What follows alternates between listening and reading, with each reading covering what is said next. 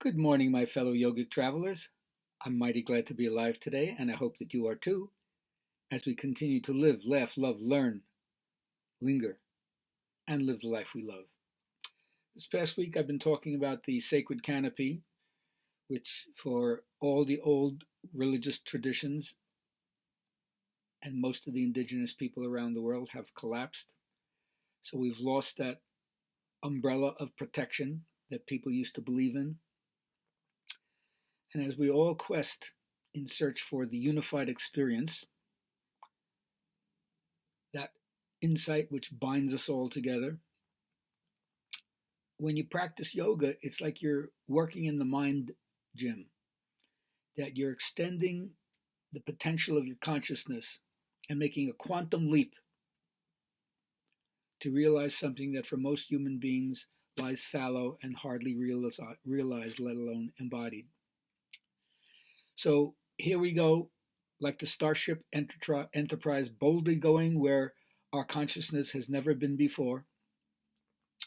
And although there are many reasons to weep about the unbearable tragedy of life, and especially what's going on in the world right now, there's also much cause for hope.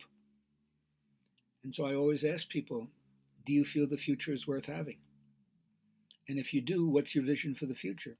And how are you doing your part to work towards it or for it? So for me, the first thing is to always admit I don't know.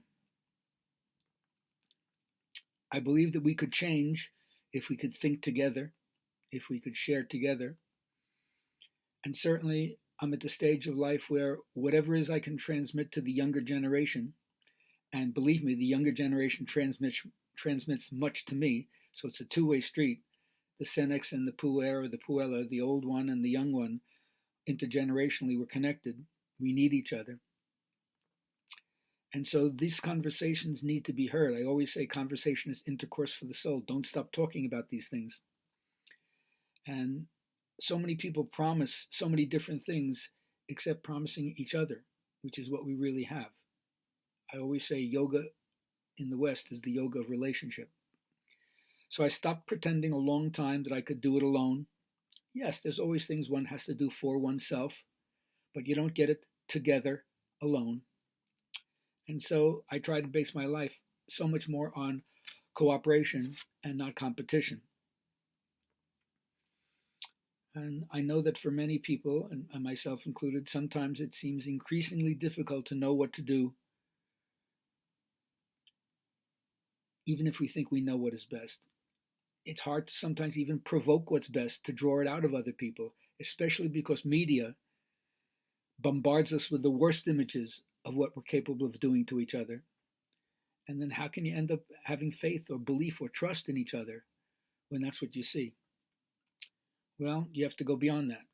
You have to find other ways of tapping into what I call the huge fund of human decency all over the planet, people working together on so many different issues simultaneously, because there isn't just one simple answer.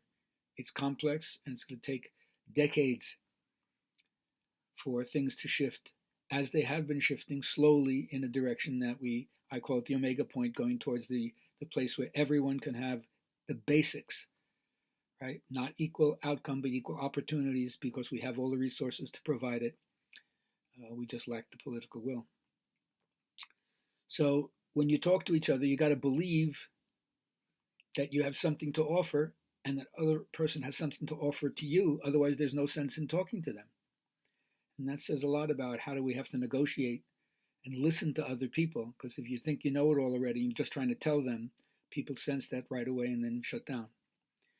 So I have some fear about what's being challenged in the world today and how do we overcome it, but my love is greater than my fear. My hope is greater than my despair.